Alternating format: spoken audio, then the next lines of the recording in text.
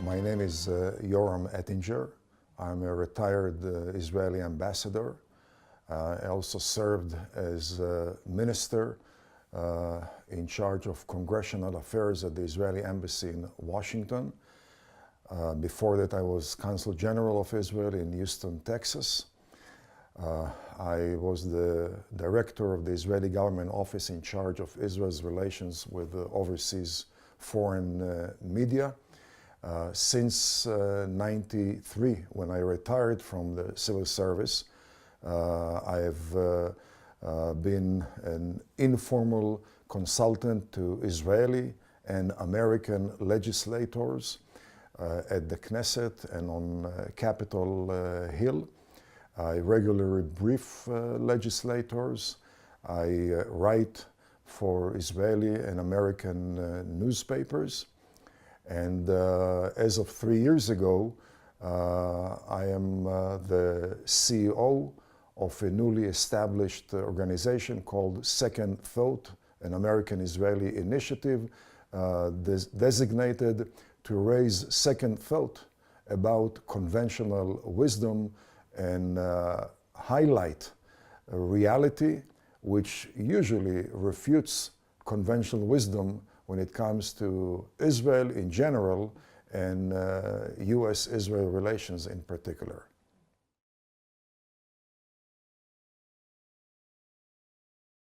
Well, in order to understand the special affinity by the American people towards Israel, one has to go back to history before 1948, before Second World War, in fact before 1776, starting with the first pilgrims who arrived to the new continent.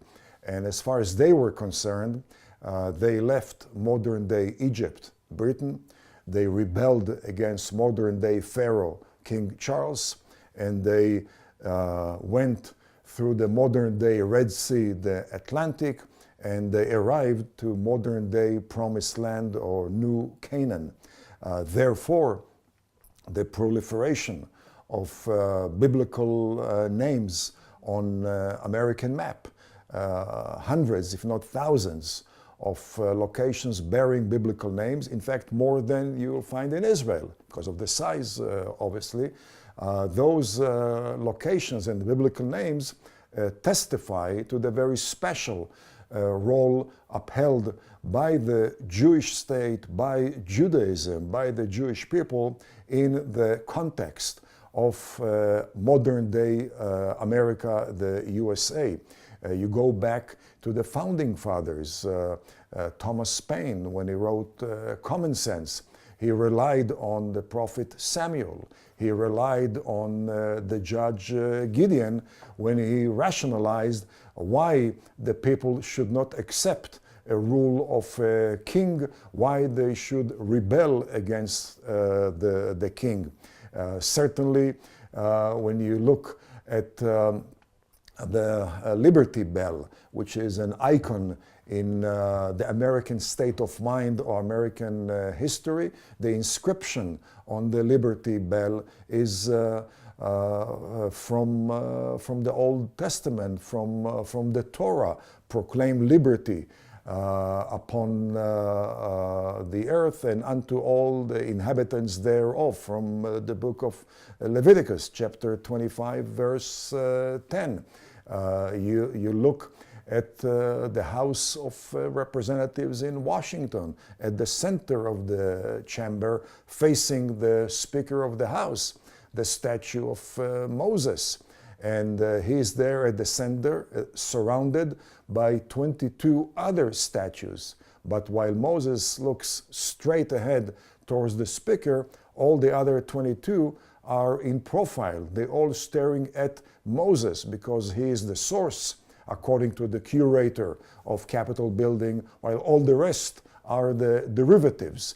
You cross one street from Capitol building and you go up the stairs to the Supreme Court in Washington. And above the entrance, series of statues, by far the largest among them at the center, once again, Moses holding the two tablets with the Ten Commandments. And when you enter the Supreme Court, above the table or desk of the 9 Supreme Court justices, at the ceiling on the right-hand side, once again, Moses holding the tablets, making sure that the Supreme Court justices adhere to what they believe is the source, the Ten Commandments. You enter the Capitol building in Austin, Texas, and on the ground of the state capitol, there is a monument, a granite stone shaped like the two tablets with the Ten Commandments inscribed, and underneath a number of stars of David. And certainly anywhere you go in the US, you hear, you see the signs of adherence to Judeo-Christian values, whether you are conservative or liberal. One of the most liberal senators today in Washington, Senator Tom Harkin from Iowa, 46, 47 years in the Senate, very liberal, very dovish. Upon the conclusion of the major debate on the health reform of President Obama, the first sentence he shared at the press conference with the elite of the media in Washington was, "I would like to congratulate the spirit of our leadership because they displayed the wisdom of Solomon, the patience of Job, and the endurance of Samson." Well, one could understand it. That would have been Sam Brownback, conservative from Kansas, or anybody from the evangelical community in America. But here you have very liberal, very dovish senator, but for him, even for him, Judeo-Christian values are an endemic element of the American culture, of the American state of mind. Many Israelis do not grasp the intensity of the support for Israel and the fact that this is not something which is temporary, something which is tenuous, but this is a systematic attitude going back again to the 17th century. Therefore, when you observe U.S.-Israel relations, like any other relationship, you do have crisis sometimes, you do have tensions, but never U-shaped crisis, namely never long period of crisis before recovery, always V-shape. There is a very speedy crisis, but as speedy recovery because of the quality of the tissue which characterizes those relations and does not lend itself to long-term crisis, does not lend itself to rupture. The U.S.-Israel relations are very unique in the world because not only are they based on shared, deep, multi-century values bolstered by mutual threats and shared interests, both security-wise as well as economic, but in fact, those relationships do not depend on a single person. They do not depend on a president or on a secretary of state. They emanate from the people in America. They emanate from the history and the substance of what makes America a special society, a special country, and therefore the representatives of the people, Congress, has been a bastion of support for Israel. If the father of modern day Zionism, Theodor Herzl, would have been aware of the scope of support, the intensity of support for Israel on Capitol Hill, by now the Jewish state could have been an empire. For instance, 6 years before Theodor Herzl wrote his famous book Alt Neuland, at the end of the 19th century, there was already the Blackstone Statement, which was endorsed by 400 top Americans, the Speaker, the majority leaders on Capitol Hill, the President of the American Supreme Court, Supreme Court justices, mayors, etc. And that statement was signed 5 years before the convention of the first Zionist Congress, again at the end of the 19th century. And that's another testimony to the longevity, to the intensity, to the untenuous or the non-tenuous nature of U.S.-Israel relations.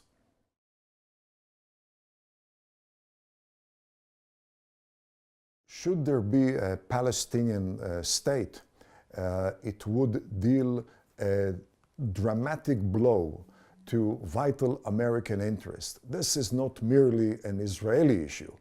It's also a very, very dire American concern, because a Palestinian state would basically doom the current pro-American Hashemite regime in Jordan. There is a classic zero-sum game in the Middle East, and it is before the Hashemite regime on one hand and the Palestinian people on the other hand. Should there be an independent Palestinian state west of the Jordan River, it would doom to oblivion the Hashemite regime east of the river.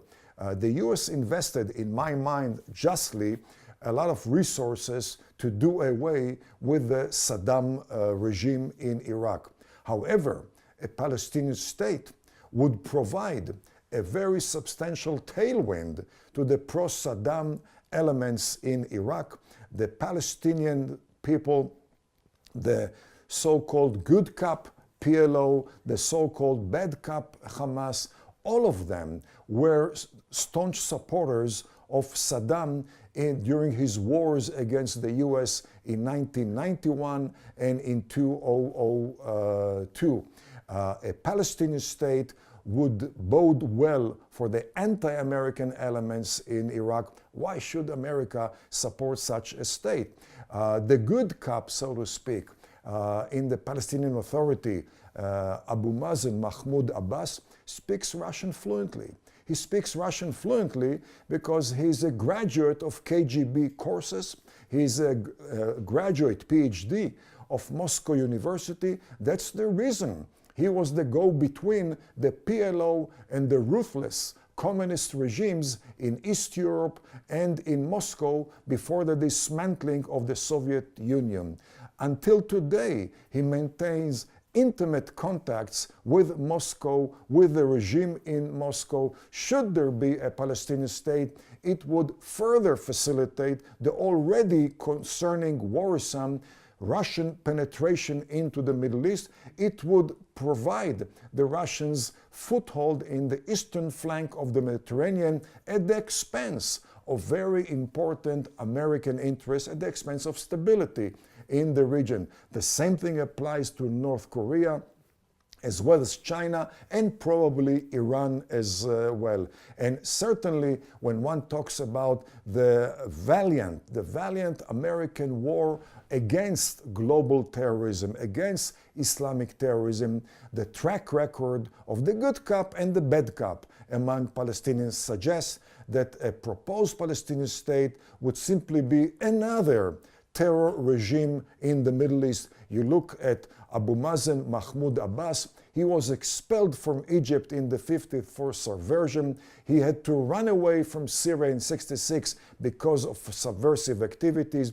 He was expelled from Jordan in 1970 because he was trying to topple the Hashemite regime in Jordan. He was kicked out of Lebanon by Israel and then by Syria because of causing series of civil wars in Lebanon, and he collaborated, Abu Mazen, along with Arafat, with Saddam's invasion of Kuwait in 1980, and that's the reason that Arab states shower Abu Mazen with rhetoric, but with very, very scarce resources. They are aware of the subversive potential of Abu Mazen as well as of Mahmoud Abbas. Why would the US provide a tailwind to another terrorist state in the Middle East, especially in view of the current upheaval in the Arab part of the Middle East.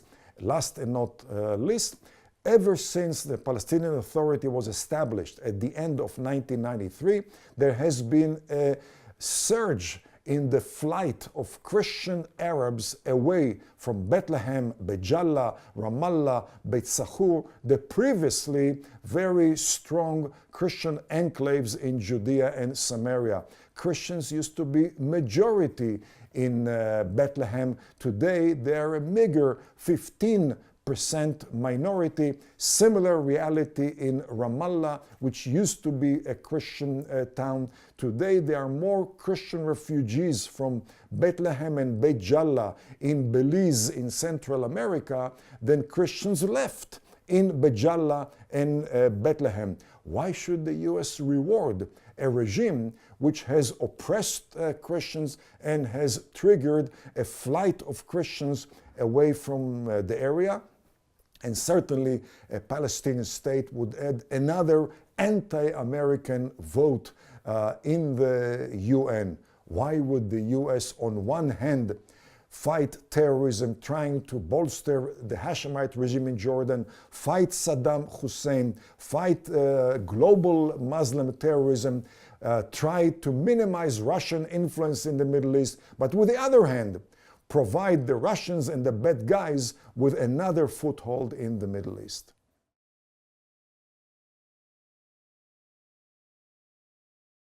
Truman depended on him exclusively for re-election or for election in November of 48, and therefore he gave him free hand, and therefore military embargo was imposed by the US. George Marshall demanded that Israel refrain from declaration of independence, threatened with economic sanctions if Ben-Gurion would ignore the ultimatum. When the war broke up, once again George Marshall with the bureaucracy of the Department of State came, and they demanded an end to the occupation of the Negev. When the war was over, they presented Ben-Gurion with a list of demand, end of occupation of land grabbed from Arabs in 1948, or a land swap, accepting the internationalization of Jerusalem, refraining from declaring Jerusalem a capital of the Jewish state, and allowing Arab refugees to go back to the pre-48 area and compensate them. And Mr. Ben-Gurion said no, no, no, no, and no. At the end of the war, because of Ben-Gurion's tenacious response and steadfastness, Washington completely transformed its attitude towards Israel from a perceived or misperceived strategic liability into a potential strategic asset because of Ben-Gurion's defiant attitude towards the demands by the Department of State. But again, it was George Marshall in person, but mostly it was the top bureaucracy, which until today is not very appreciative of US-Israel relations in general or Israel in particular. The State Department bureaucracy has been a systematic blunderer. They opposed the establishment of a Jewish state because they assumed that the fact that the founding fathers of the Jewish state came from East Europe, therefore, they assumed that there would be communists, that there would be pro-Soviets, anti-American, which was absolutely out of touch with reality, because Israel from day one has been a staunch supporter of the USA, the only unwavering ally in the Middle East, probably in the entire world. It was the Department of State which convinced the USA to court then President Nasser of Egypt And the more US courted him, the closer he got to Moscow, because it took the US for granted. It was the US that considered Saddam Hussein an ally in its war against Iran, and they didn't realize that the enemy of my enemy could also be my enemy, and that attitude basically characterized the Department of State until the day of the invasion of Kuwait. The US administration provided Saddam Hussein with $5 billion loan guarantees, with a special agreement of intelligence sharing.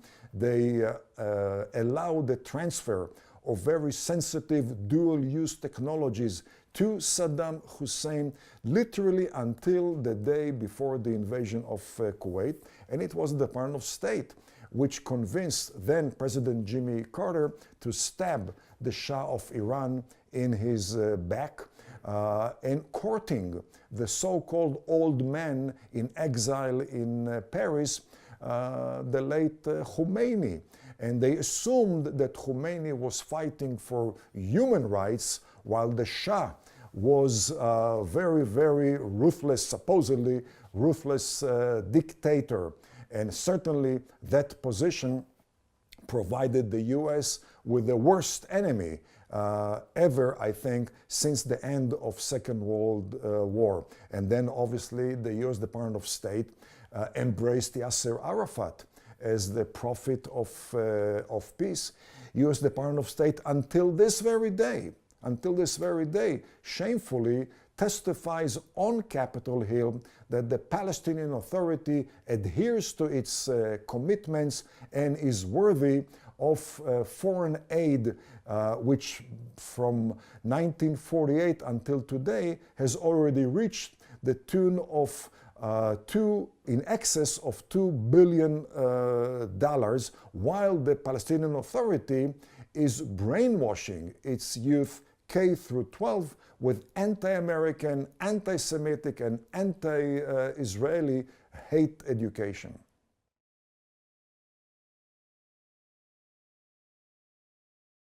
The events of the last year in Tunisia, in Egypt, in Libya, Yemen, Syria, Oman, Bahrain, and behind the scene in Saudi Arabia, Jordan, I would say you ain't seen nothing yet. This has been a prelude to the real show, or maybe the double dip of the Arab Street, which we will see in a few months or in a few years, has shed light on the real Middle East. For too long we have been exposed to the screensaver of the Middle East, namely a robust Mubarak, a Rock of Gibraltar in Saudi Arabia and in Libya and in Yemen. Those are ruthless regimes which nobody can touch and threaten. And now the screensaver is out and we're exposed to the real Middle East, which is a role model of what it has been for the last 14 centuries, namely a role model of violence as a norm in settling accounts, a role model of volatility, a role model of instability, a role model of fragmentation along religious and ethnic and ideological and geographic and tribal lines, a role model of animosity between countries and within each country, and mostly a role model of tenuous nature. We're talking about tenuous regimes, and therefore tenuous policies, and therefore tenuous alliances, and therefore tenuous policies even towards the West. The conclusion is obvious. The West cannot rely on long-term loyalty, on long-term reliability when it comes to Arab countries. We've seen it with Libya. Until the rise of Gaddafi in December 1969, Libya under King Idris was a staunch pro-US ally, and therefore the Americans built in Libya what was then the largest American Air Force base outside the mainland, Willis Air Force Base. Overnight, it became a heaven for the Soviet Air Force, complement of the American taxpayer. The same thing took place in Iran.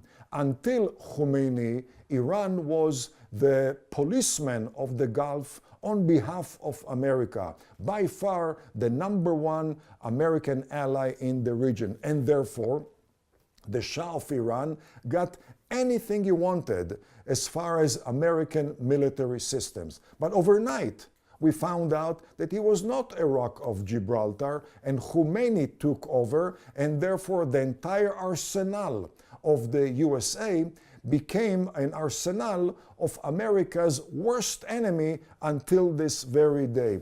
We've seen it in Turkey.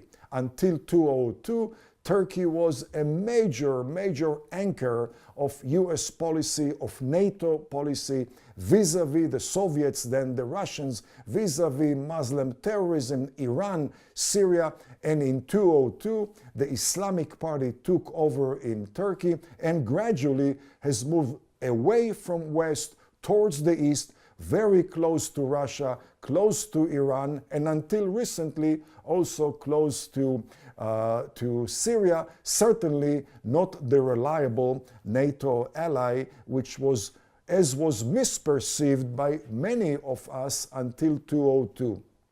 Against that background, we have seen Israel as the only, and certainly the most, but probably the only reliable and capable and loyal and stable ally in the Middle East, and the only non-conditional ally of the US. And it doesn't matter whether the #1 party in Israel is right or left of center. In Israel, everybody is pro-American, irrespective of American leaders, irrespective of Israeli leaders. It doesn't matter whether you are a leftist Israeli, right of center Israeli, or centrist Israeli. Israelis are knee-jerk pro-American. We realized that which unites us with the US is unparalleled to any other set of relationship in the world. And that has made Israel the only reliable and stable and capable and non-conditional ally of America. To put it in concrete terms, one can refer back to the late General Alexander Haig, who was Supreme Commander of NATO forces, the chairman of the American Joint Chief of Staff, and Secretary of State of the US. He used to refer to Israel as the largest American aircraft carrier, which does not require a single American person on board, which can never be sunk, which is the most battle-tested, the most cost-effective, and is stationed permanently in a very critical area for dire American economic and national security interests. And if there wouldn't have been Israel in the eastern flank of the Mediterranean, the US would have to deploy additional real aircraft carriers to the eastern flank of the Mediterranean, which would have required $20–30 billion every year to maintain, all of which has been spared by the existence of a Jewish state in the Mediterranean. When one talks about Israeli contribution to American interest, I can refer to a visit which I paid to the plant manufacturing the F-16 in Fort Worth, Texas. The plant manager hosted me, and he shared with me what he considered the secret of General Dynamics and the F-16, and that's the daily flow of lessons from Israel, the #1 user of F-16, into the new generation of the F-16. In excess of 600 modifications are introduced in the current F-16 complement of Israel. 50% of the cockpit is basically complement of Israel. 75% of the firing control is a derivative of Israeli lessons, which has made, according to the plant manager. F-16, the number one in the world, therefore it has expanded the employment base in that area in Texas, has expanded the export and the research and development base. The same thing applies to hundreds or thousands of US military counter-terrorism systems which we use in Israel but continuously upgrade and improve together with the American manufacturers. The same thing applies to the robots manufactured by Northrop Grumman, which neutralize explosives. We purchase them because we have to deal with terrorist explosives on a daily basis. But our modifications shared with the manufacturer has made Northrop Grumman robot the number one in the world, which I heard from the congressman from Tennessee, where it is manufactured, that this has made employment in his district that much healthier than other districts. When you multiply that by hundreds or thousands of such systems, we're talking to mega $billion benefit to the American economy coming out of Israel. You can move also to the commercial, non-defense market. Today, more and more, the giant American commercial companies, especially the high-tech companies, rely on Israeli innovations to compete in the global market. The other day, the CEO of Intel mentioned in a management meeting in Santa Clara, California, that if not for the 6 Intel plants in Israel, or 2 plants and 4 research and development centers, Intel would have been devastated by the competition. Microsoft CEO said the other day that Microsoft is becoming an Israeli company, increasingly so because of the impact of the research and development by Microsoft in Israel, which brings to Microsoft in America the latest of innovations. That is applied to also medical equipment, it's applied to energy alternative, it's applied to water technologies, it's applied to telecommunication, it's applied to the daily laptops which we use. Most of the modern day microprocessors have been developed by the American companies in Israel, leveraging Israeli manpower.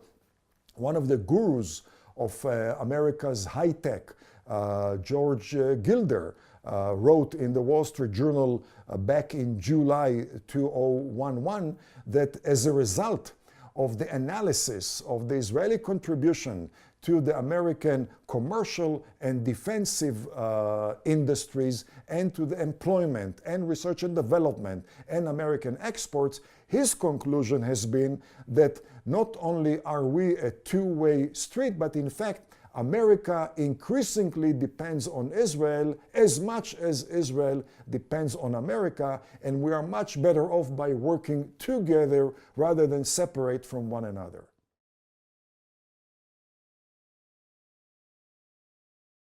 In 1991, the dismemberment of the USSR provided us with a new world disorder.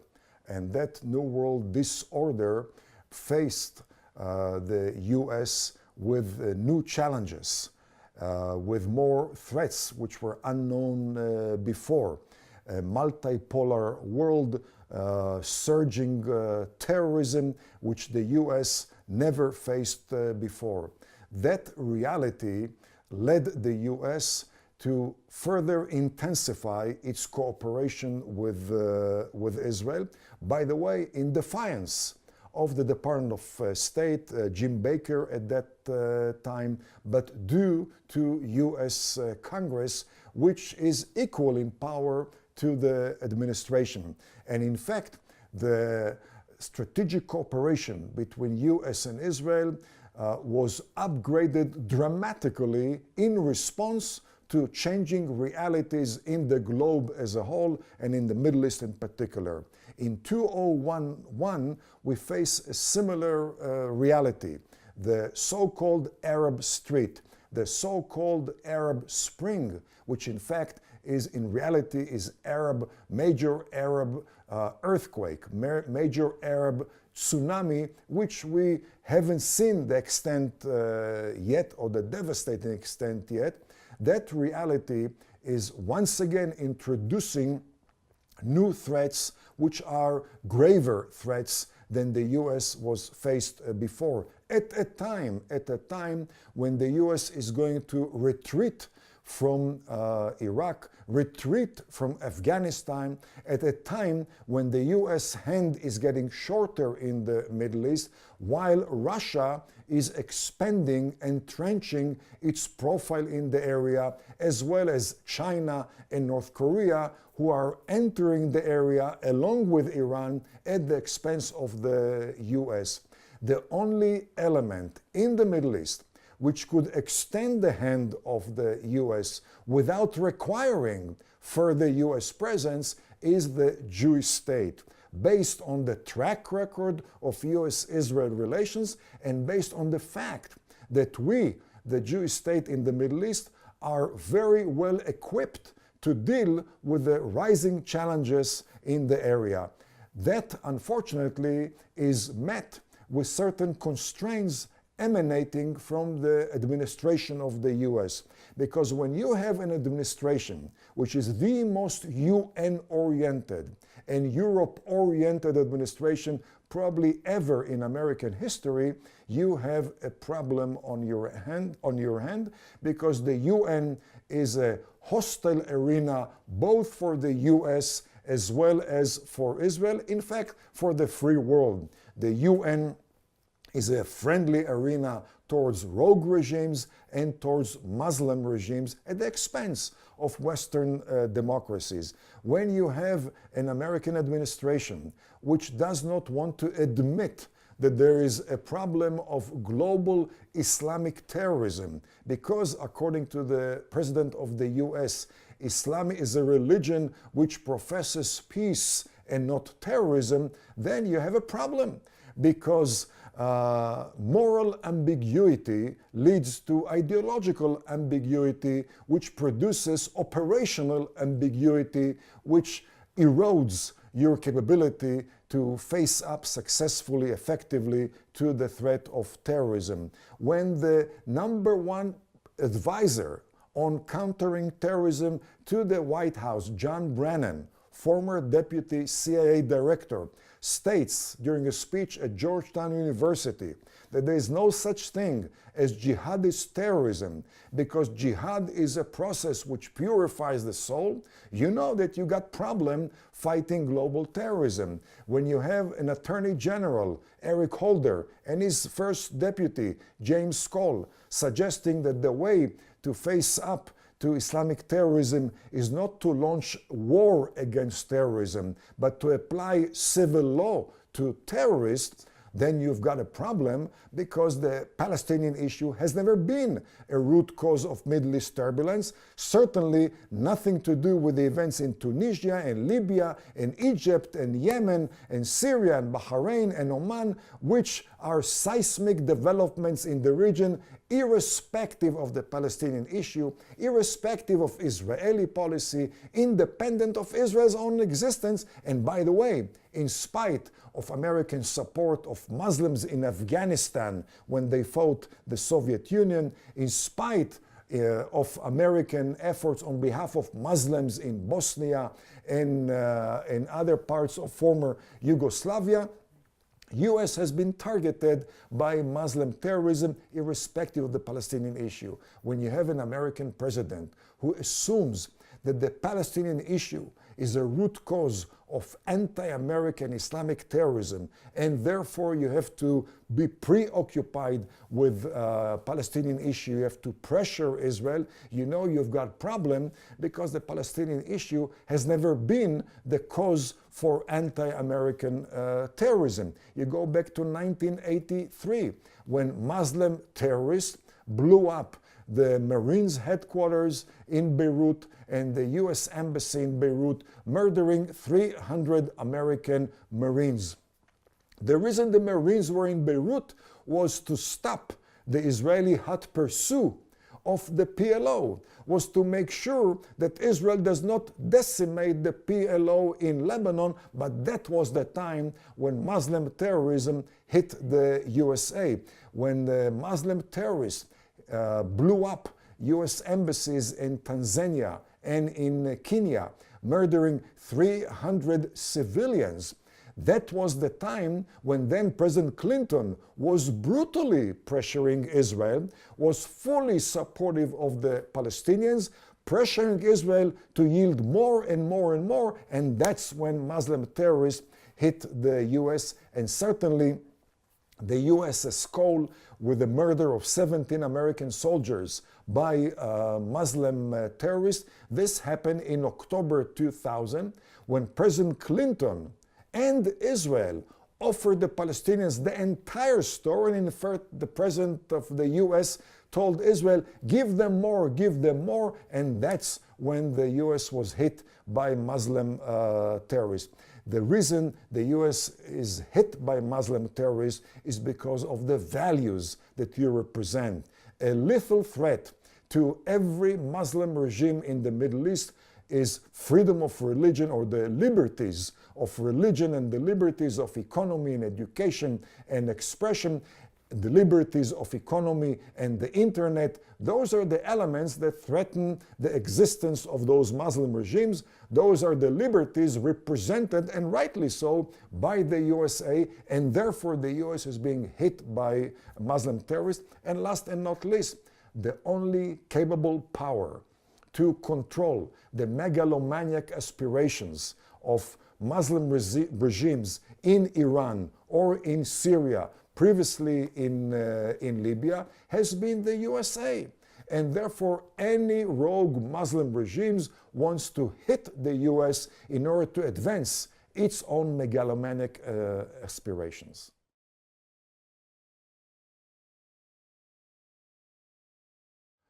Recent developments about unity government between the PLO and Hamas should be very concerning, not only to Israelis, but also to Americans.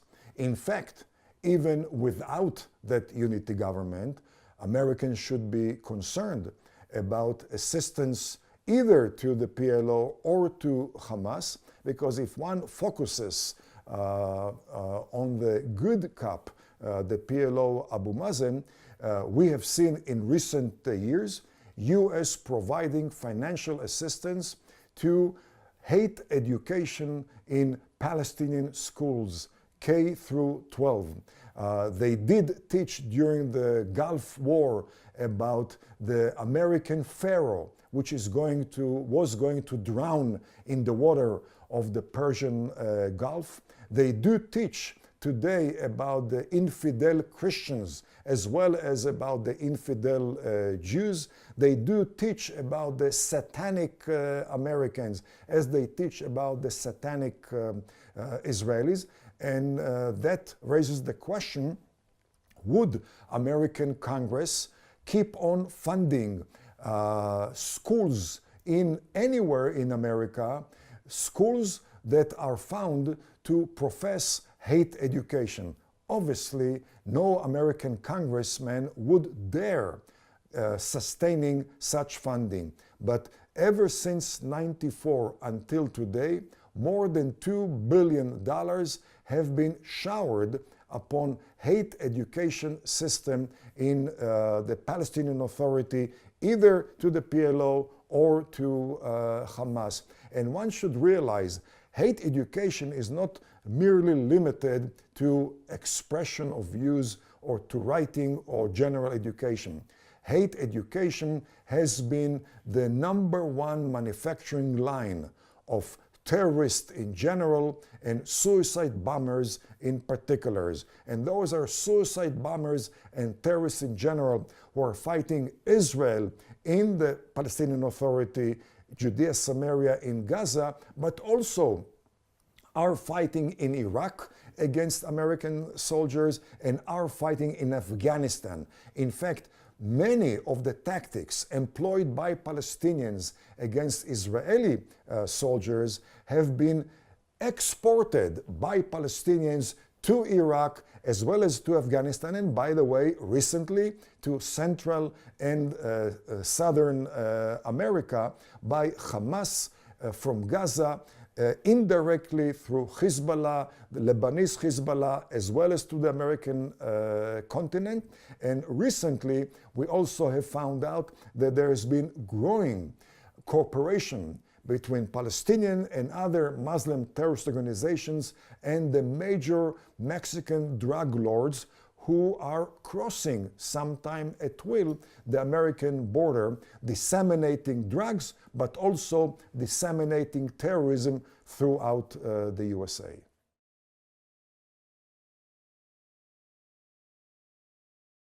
Conventional wisdom among American media personalities as well as policymakers, President Obama, Department of State, has been that the Palestinian issue is supposedly the crown jewel of Arab policymaking, and therefore in order to get the attention of Arabs, cooperation of Arabs, you have to tend to be preoccupied with the Palestinian issue and therefore the pressure on Israel. The reality is absolutely different. And you look today again at the Arab street. No Arab regime is turning its attention to the Palestinian issue.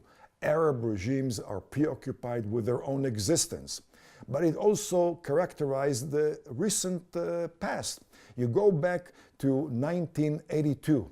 Israel was forewarned by the Americans not to go after the PLO into Lebanon because the then Egyptian-Israeli peace accord was still in its beginning and was deemed very fragile. The fact is, Israel went after the PLO. Israel was brutally vilified by the Americans, by the entire world, and peace between Israel and Egypt was upheld. Because Egypt, then and now, is not going to sacrifice its own primary interest on the altar of the Palestinian issue. You go back to very recent Arab League conference on behalf of Jerusalem, when Abu Mazen, the Palestinian leader, the so-called good cop, rose to speak to the conference, most of the leaders on the Persian Gulf left the hall. They left the hall because they do not forget and they do not forgive for the treacherous act by Abu Mazen, who collaborated with Saddam Hussein back in August of 1990, invading Kuwait. That's the reason also that Arabs shower the Palestinians with rhetoric, but not with financial resources and not with military sources. In fact, much more Palestinian blood has been shed by Arab regimes than by Israel. I must say that the Palestinians so-called earned that attitude, because Arabs remember not only the betrayal of Kuwait by the Palestinians, but also the betrayal of the Lebanese by the Palestinians. The Lebanese opened their country for the Palestinian refugees and the PLO, which in turn transformed Lebanon into an arena for civil war after civil war and attempts to topple regimes in Beirut. Same thing happened in Jordan. King Hussein opened Jordan for the PLO after the PLO of Abu Mazen and Arafat was expelled from Syria in 1966.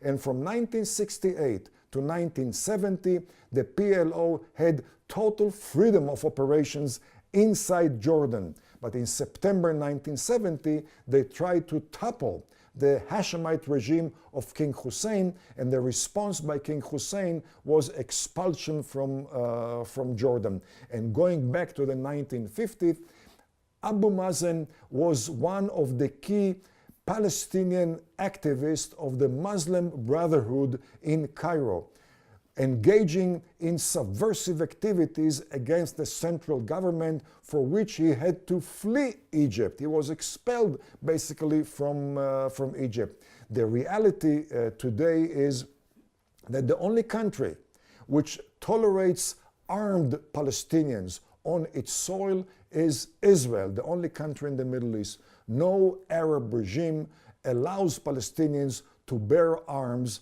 on their soil. They are aware of the subversive potential, but most importantly, they do not consider the Palestinians in general or Palestinian issue as a primary concern for them. And last and not least, the assumption that the Palestinian issue is the crux of the Arab-Israeli conflict. You go back to the first Arab-Israeli war of 1948-1949.